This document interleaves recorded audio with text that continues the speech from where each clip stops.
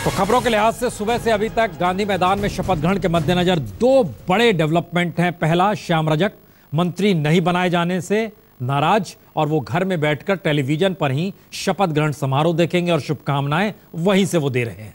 और दूसरी, समाजवादी पार्टी का कोई नुमाइंदा नहीं पहुंचेगा। अखिलेश यादव ने रात में ही इस बात की चर्चा कर दी थी कि वो नहीं जा रहे हैं। शिवपाल यादव ने कुछ देर पहले नीतीश कुमार से टेलीफोन से बात की, वह भी नहीं जा रहे हैं। असमर्थता उन्होंने जताई वहां पहुंचने की। और सीधे अब चलते हैं गांधी मैदान, जहां पर हमारे साथ रोहित मौजूद हैं। रोहित, दिखाइए और बताइए क्या तैयारी। जी प्रसून जी, गांधी मैदान में इस वक्त हम लोग को एंट्री भी मिल गई, हम लोग आ चुके हैं और पीछे ये देख सकते हैं किस तरीके की जो है भव्य तैयारियां की गई हैं। दो जो है बड़े बड़े पंडाल बनाए गए हैं। 2010 में भी जब नीतीश कुमार ने यहाँ शपथ लिया था तो एक बहुत ही सादा सा कार्यक्रम यहाँ पे हुआ था, लेकिन इस बार ये कार्यक्रम एक तरीके से ग्रैंड इवेंट में तब्दील हो चुका है। दो बड़े पंडाल लगाए हैं और ये सामने का जो बाएं ओर देख रहे हैं, इधर वीवीआईपी और वीआईपी बैठेंगे और कुछ जो नए चुने हुए एमएलए है वो बैठेंगे। और सामने का जो ये ठीक मंच दिखा रहा हूँ, यहीं पे जो है शपथ ग्रहण समारोह होगा, जहां पे तमाम जो मुख्यमंत्री आ रहे हैं 9 राज्यों के, वो यहां पे मौजूद होंगे। और पूरे गांधी मैदान में एलईडी स्क्रीन्स लगाए गए हैं। ऑडियो सिस्टम जो है वो एक हाई प्रोफाइल का लगाया गया है। तो कहीं ना कहीं जो है एक प्रशांत किशोर की जो छाप हमने पूरे चुनाव में देखी थी, कैंपेन के दौरान भी, उसकी छाप आज गांधी मैदान में भी देखने को मिल रही है। कहीं ना कहीं एक मेगा इवेंट में जो है इस पूरे जो शपथ ग्रहण समारोह को कन्वर्ट कर दिया गया है और कहीं ना कहीं शक्ति प्रदर्शन के रूप में भी इस पूरे इवेंट को देखा जा रहा है। अब कैमरा घुमाते हैं तो हमें लगता है कि बिहार की आर्थिक और माली हालत ऐसी है नहीं कि इतना खर्च किया जाए। कितना खर्च होगा तकरीबन? देखिए, खर्च का भी अंदाजा लगाना बड़ा मुश्किल होगा, लेकिन कुछ करोड़ रुपए तो जरूर खर्च हो गए होंगे। लेकिन जैसा कि आपने जिक्र किया, माली हालत बहुत खराब है। लेकिन ऐसे में 2010 की जब मैं बात कर रहा था, बहुत ही जो है सादा इवेंट हुआ था, लेकिन इस बार जो है बिल्कुल हाई प्रोफाइल ये पूरा इवेंट हो चुका है। बड़े बड़े जो पंडाल, इसे डिजाइनर पंडाल कहते हैं, ये डिजाइनर पंडाल बनाए गए हैं। कई कुर्सियां लगाई गई हैं, एसी का प्रबंध किया गया है। यहाँ पर हाई प्रोफाइल जो एलईडी स्क्रीन्स लगाए गए हैं ताकि जो लोग पीछे बैठे हैं उनको भी दिख सके कि क्या मतलब किस तरीके से शपथ ग्रहण समारोह हो रहा है। तो कहीं ना कहीं जो है बड़े पैमाने पे यहाँ दिखाने की कोशिश हो रही है। शक्ति प्रदर्शन तो है ही, और क्योंकि एंटी बीजेपी फोर्सेस भी यहाँ पर एक साथ जुटेंगी तो मैसेज देने की भी यहाँ पर एक कोशिश हो रही है दिल्ली को। नहीं, दिल्ली को मैसेज देना ठीक है, लेकिन मौजूदा वक्त में भारत की राजनीति के सामने यही चकाचौंध का पक्ष टकरा रहा है। और लोहिया का जिक्र नीतीश कुमार करते हैं, लालू यादव जेपी का जिक्र करते हैं, नीतीश कुमार कर्पूरी ठाकुर का भी जिक्र करते हैं। सभी इस गांधी मैदान में आए हैं, लेकिन इस तरीके से चकाचौंध की स्थिति पहली बार नजर आ रही है। तो क्या ये माना जाए कि ये दिखाने की स्थिति दिल्ली को है बनिस्पत बिहार के, और मैसेज सिर्फ दिल्ली के लिए है ये शपथ ग्रहण? देखिए, आपने ठीक जिक्र किया कि पिछले कई जो शपथ ग्रहण यहाँ पे होते थे बड़े सादे तरीके से हुआ करता था। लोग आते थे, कुछ प्रेस के लोग हुआ करते थे लोग, लेकिन इस बार जो मैंने बताया कि भव्य आयोजन कर दिया गया, क्योंकि प्रशांत किशोर जो है अब नीतीश कुमार के साथ आ चुके हैं। पूरे हम लोगों ने कैंपेन में देखा था किस तरीके से हाई प्रोफाइलिंग कैंपेनिंग की गई थी, सोशल मीडिया हो या कहीं और भी हो, और इस तरीके की छाप आज गांधी मैदान में भी देखने को मिल रही है। तो मैं जैसे कि बता रहा था कि कोशिश जरूर कहीं ना कहीं मैसेज तो दिल्ली को दिया ही जा रहा है कि हम देखिए आपके खिलाफ यहाँ पर एकजुट है। जो 9 राज्यों के मुख्यमंत्री हो, राहुल गांधी हो, और तमाम जो बीजेपी के खिलाफ जितने भी पार्टियां हैं, चाहे वो शिवसेना ही क्यों ना हो, जो बीजेपी के साथ तो है लेकिन यहाँ पर नीतीश कुमार के समर्थन में यहाँ पे दिखेंगी। तो एक कोशिश जो जरूर हो रही है मैसेजिंग की दिल्ली को भी। रोहित, ये सवाल हम इसलिए पूछ रहे हैं, हमने मैनिफेस्टो देखा था सारी पार्टियों का, या उनके जो लगातार प्रचार के दौर में कोई शौचालय मिल जाए इसको लेकर जिक्र हो रहा था, नाली ठीक हो जाए इसको लेकर जिक्र हो रहा था। बीजेपी तो साल में एक जोड़े साड़ी और धोती तक का जिक्र कर रही थी, टोले में एक टेलीविजन लग जाए। इसका मतलब यह है कि आर्थिक तौर पर बिहार की सामाजिक परिस्थितियां अनुकूल नहीं है।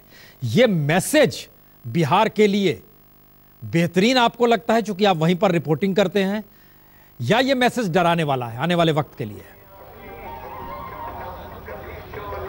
देखिए सही बात है, मैसेज कहीं ना कहीं ज़रा सा डराने वाला ज़रूर कह सकते हैं, क्योंकि बातें जो हो रही थी चुनाव में, छोटी छोटी बातें हो रही थी, जैसा कि आपने जिक्र किया साड़ी की, धोती की, टीवी देने की, और जो नीतीश कुमार के भी जो 7 पॉइंट्स एजेंडा, जो 7 सूत्रीय कार्यक्रम है, सड़क की बात हो रही थी, आरक्षण की बात हो रही थी, जो यहाँ पे नौजवान जिन बेरोजगार हैं उनको भत्ते की बात हो रही थी, 1,000 रुपये पर महीना जो है उनको भत्ता दिया जाएगा। लेकिन उसके विपरीत जो है यहाँ पर हम देख सकते हैं किस तरीके से पानी की तरह जो है यहाँ पर पैसे को बहा दिया गया। तो कहीं ना कहीं एक बड़ा कॉन्ट्राडिक्टरी जरूर लगता है कि बातें आप करते हैं छोटी छोटी बातों की, गरीबों की मूलभूत सुविधाएं देने की, उनको कैसे कैसे साड़ी, धोती, कपड़े दिए जाएं, लेकिन यहाँ पर आपने करोड़ों रुपए खर्च कर दिए हैं अपने शक्ति प्रदर्शन के लिए।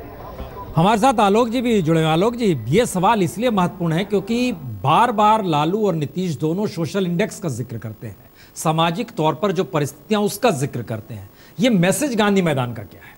देखिए प्रसून जी, जो पहले भी हम कह रहे थे कि मोदी जिस तरह से अपने शपथ ग्रहण में करते हैं, ये मुकाबला मोदी वर्सेस नीतीश जारी रहने वाला लगता है और वो दिखाना चाहते हैं। देखिए जहाँ तक ये सवाल है, मुलायम सिंह यादव के गांव में सेफई में 3 दिन फिर प्रोग्राम हो रहा है।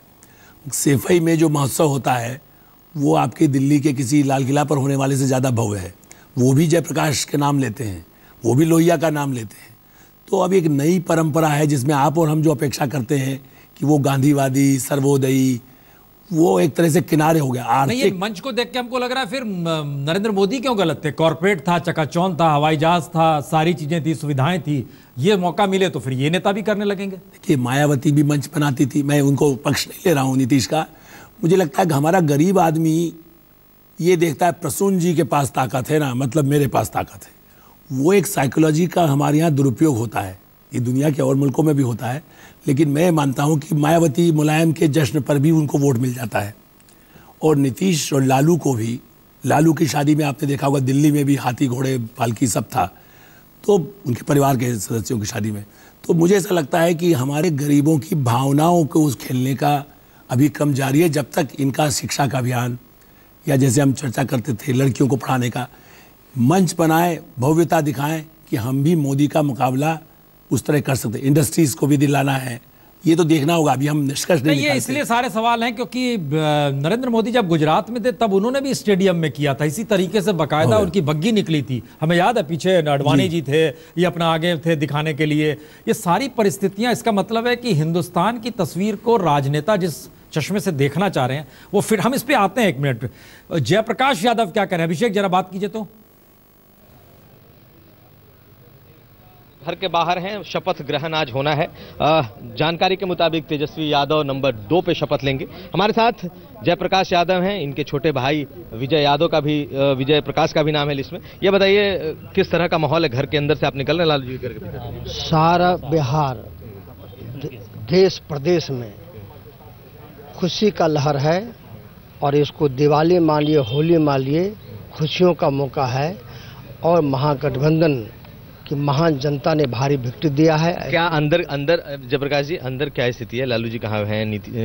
क्या सब लोग तैयारी में जुटे हुए हैं शपथ ग्रहण की? नहीं, सारे लोग को स्वाभाविक इतना बड़ा जीत हुआ है, विक्ट्री हुआ है, चारों तरफ खुशी है।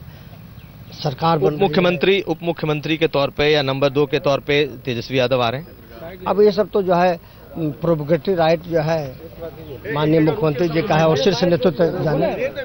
हालांकि अभी तक कोई आदमी तेजस्वी यादव नंबर 2 होंगे, उप मुख्यमंत्री होंगे या नहीं, इस पर कोई नहीं बोला। लेकिन हम आपको दिखा दें नज़ारा, लालू यादव के घर के बाहर लोगों का जुटना शुरू हो गया है। उम्मीद की जा रही है कि धीरे धीरे ये भीड़ और बढ़ेगी। हालांकि लालू के घर के भीतर की तरफ हम आपको अगर दिखाएं तो गेट सजा हुआ है, सुरक्षा के इंतजाम पुख्ता हैं।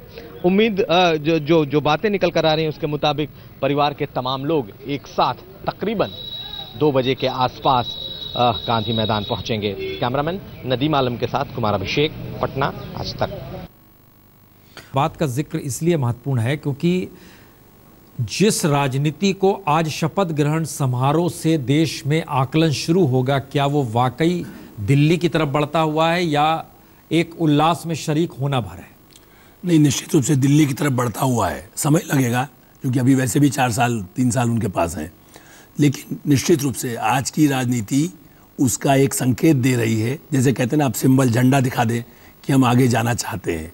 घोड़े पर सवार होकर के आप जैसे कहते हैं अभी दिल्ली दूर है, ये सही है, लेकिन ये तैयारी पूरी उसी बात की है कि कैसे हम ज़्यादा लोगों को साथ लेकर के एक कांग्रेस का साथ लेकर के भी और एक ऐसा भाजपा का विकल्प बना सकते हैं, क्योंकि भाजपा लगभग कांग्रेस पार्टी की तरह बड़ी पार्टी हो गई, ये उत्तर भारत में खास करके। उस स्थिति में ये पूरी पार्टी कोशिश करेगी। उत्तर प्रदेश जैसा हमने पहले बात, समाजवादी पार्टी के किसी नेता का नहीं आना सही फैसला? कि मैं तो समझता हूँ सही फैसला इसलिए, उनकी दृष्टि से सही इसलिए है कि शिवपाल यादव, आपको याद है, हाँ। शिवपाल यादव तो मंच पे जाके बोल के आए थे, हाँ। लेकिन परिवार में इस मुद्दे पर, यदि वो कैमरे पर नहीं आए हैं, लेकिन शिवपाल यादव ने आपसे भी कहा होगा, मुझसे भी कहा कि भाई बिल्कुल बहुत बड़ी गलती है, हमें साथ रहना चाहिए था। तो उनके यहाँ भी इस तरह के लोग हैं, लेकिन वो अपना भविष्य देख रहे हैं कि हम कांग्रेस का विकल्प, और मुलायम सिंह यादव जैसे आप याद करें, कई लोग अपने को प्रधानमंत्री, चाहे अर्जुन सिंह नहीं बन पाए, जीवन भर सपना देखते रहे। शरद पवार नहीं बन पाए लेकिन सपना देखते रहे। एक समय आप और हम भी शरद पवार को एक विकल्प मानते थे। तो मुलायम सिंह यादव भी अभी महत्वाकांक्षा है, और उनको लगता है जब मजबूरी होगी तो हो सकता है कि मुझे स्वीकार कर लिया जाए।